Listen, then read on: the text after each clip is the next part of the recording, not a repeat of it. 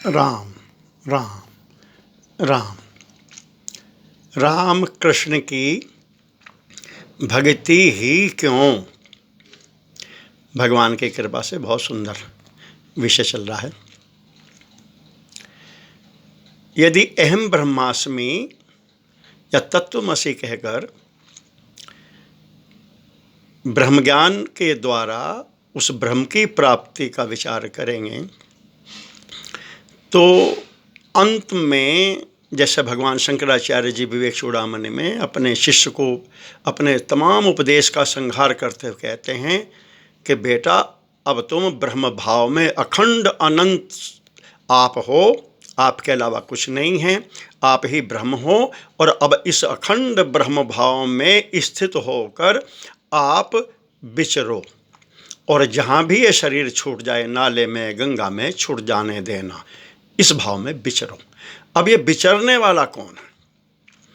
ये जो विचरेगा इसके पास एक अहम ब्रह्मास्मि की अहमियति की ब्रह्म के अंदर एक केंद्र बिंदु है फीलिंग करने का इसके पास शिष्य के मैं ब्रह्म हूँ। तो ये जो मैं ब्रह्म हूँ का जो परसीविंग पॉइंट है, ये जो केंद्र बिंदु है, ये अनुभव करने का कि मैं ब्रह्म हूँ, ये क्या है? हम ये मान के चलें कि भगवान शंकराचार्य जी आदि जितने सब ज्ञानी वेदांती हैं बिल्कुल सही कहते हैं। तो यदि ये कहा जाए कि ये जो उस अखंड अनंत सत्यम ज्ञानम अनंतम ब्रह्म का जो एक केंद्र बिंदु है, जहाँ पर वो ये अनुभव करता है कि मैं ही अखंड अनंत ब्रह्म हूँ, अहम ब्रह्मास्मि अयम आत्मा ब्रह्म, जो वो जिस बिंदु से अनुभव करता है, तो ये तो उस अखंड ब्रह्म में है।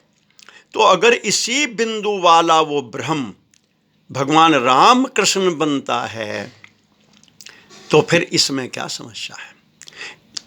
अब मैं तो वहाँ नहीं मिलेगा, चूँकि वो मैं तो उसका है जिसको ब्रह्म की प्राप्ति हुई। अब हम जो शेष बचे अभी जीव भाव में, देह भाव में, इनको उस ब्रह्म की प्राप्ति कैसे हो?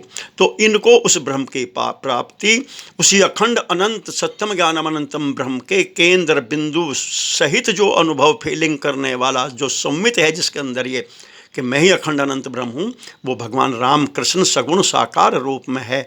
इसकी भक्ति, इसका अनुराग करने पर वही अखंड अनंत ब्रह्म हमको प्राप्त हो सकेगा। इसलिए भगवान राम कृष्ण की भक्ति ही अभिष्ट है।